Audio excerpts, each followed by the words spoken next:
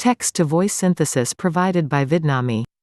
The Bleeding of Britain. March 1, 2021 by Anna von Reitz. The Queen is the agent of the House of Wettin in Britain, and holds a subordinate position to her own cousin, Lady Somerset, the Dame of Glammis Castle, the goddess. This is how and why continental interests have been bleeding Britain dry for the last 8 decades, up to and including the EU and UN. More than half the members of Parliament have personally been on the take and receiving kickbacks from this group of royal investors, and still more have been blackmailed by them.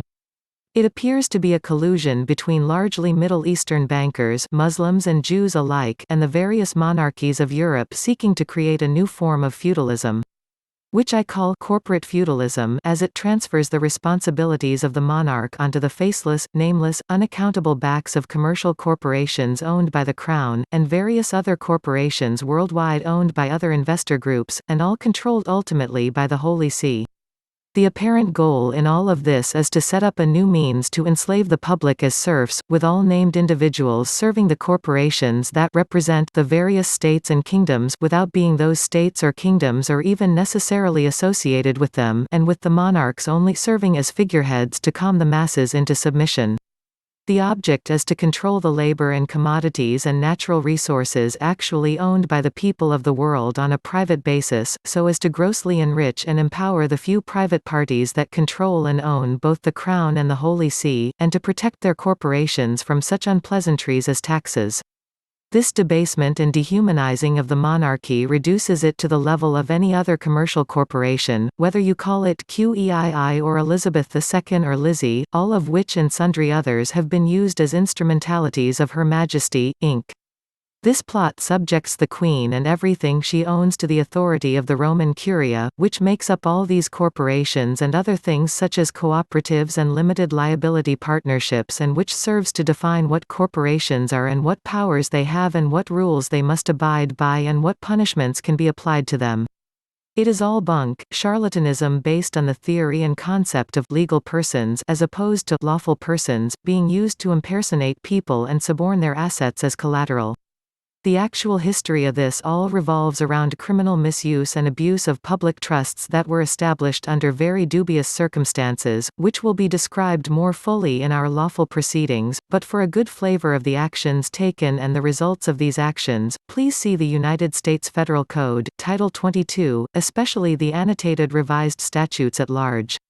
The history of the Earls of Shrewsbury goes back, not to England, but to the Frankish kingdom that preceded the First Holy Roman Empire, and a portion of the world that is now considered southeastern Germany in and around Dresden, and particularly the small town of Issigau, where my own ancestors came from, and the noble family known as the Breakspears.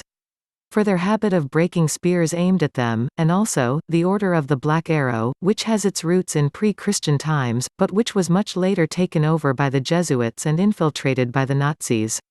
As is common among the kings and nobles of the Merovingian bloodlines, V and W, which is merely a double V, actually stands for the letter sound F in German and related languages, sometimes also written as an S in the old handwriting known as Fraktur. So your name and title on the continent is different than its later derivative in Britain, and became progressively anglicised in Britain. Shrewsbury, pronounced Shrewsbury, became Shrewsbury, in the same way as the French Belcher was anglicised to Belcher. Both families ultimately came to Britain through France, directly in the case of the Belchers, and via France from Germany in the case of the Bacons, the von Specks. And that is why to this day, one still hears both Shrewsbury and Shrewsbury, Belcher and Belcher. There are many other examples. All date from before the establishment of the First Holy Roman Empire in 800 AD. Sir Francis Bacon was the Earl von Speck, which means bacon in German. As in, bringing home the bacon.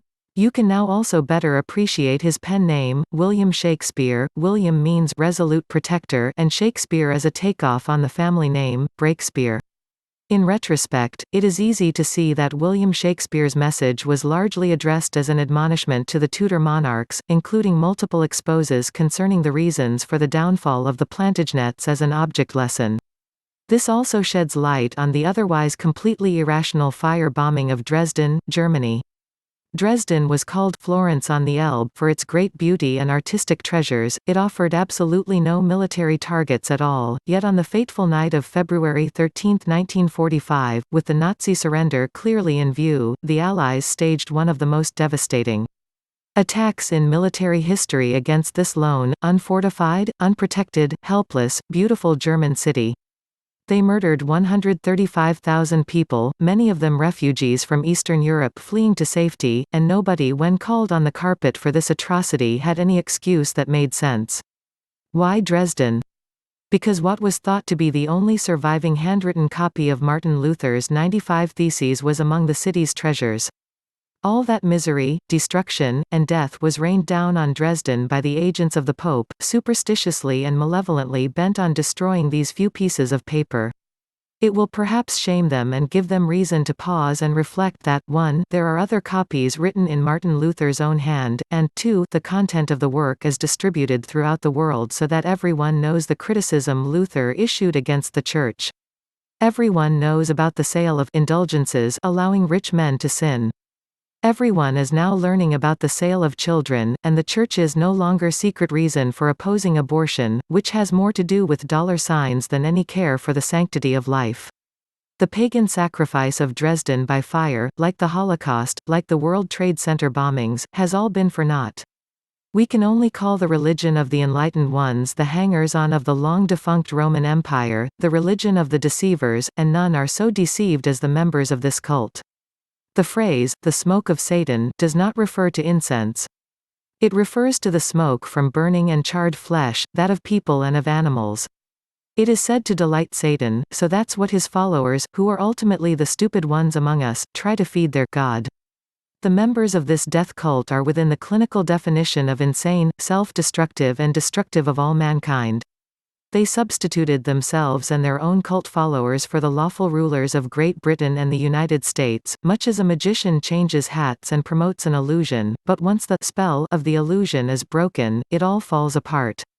People awaken from their trance and all the black magic, all the seances with the dead, all the consorting with demons, the orgies, the cannibalism, the drug use, the pornography, the blackmail, the sacrifices, and even the phony money is exposed for what it is.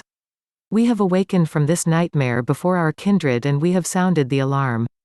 At first, nobody paid any attention. They were all too busy trying to earn a living and get ahead to think beyond their next working day. Finally, things have deteriorated so much and the rot of this system is so blatant that everyone who can still think from point A to point B can see the lies of their purported leaders and smell the stench of this grotesque corruption. We no longer have to argue about the existence of the corruption of our governments worldwide. The only argument is, what to do about it? We have stood for educating people to self-govern since 480 AD and we still stand for this, as the only lawful and certain and ultimately, humane, answer. This is in accord with universal law and it is amply borne out by our earthly experience.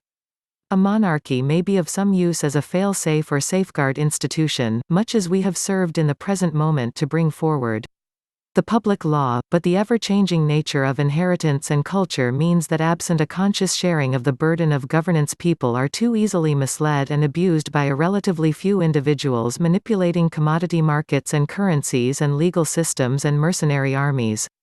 Our conclusion? People must be taught to govern themselves, to think for themselves, to choose what is right and to know what is right, to grow up and discipline themselves, to exercise the entire range of their potential as individuals, to bear responsibility and to exercise rights. They must be given the education, insight, and resources to do so. The idea that we can or should simply extend the role of parents to the government and via the institution of a nanny state seek to free people from such drudgery, results in those entrusted with the government exercising their power in inappropriate, destructive, criminal ways. Power corrupts and absolute power corrupts absolutely. We have seen this again, and again, and again. There is no rational reason to argue the point. Power sharing at an individual level as well as a national level is necessary, just as growing up and accepting the challenges of adulthood is necessary. A free society composed of healthy, honestly educated, empowered, and actively participating people who are fully engaged in rational self-governance, is the only safeguard to overall well-being on this planet. We can't create this healthy dynamic by entrusting our fate to kings or conglomerates. Each one of us has to take responsibility and give a shove in the right direction. We hope that this little dissertation has shed light upon the darkness of some very unsavory history and circumstances, and may also, we hope, give you some inspiration and needed insight into the broader issues of your own inheritance.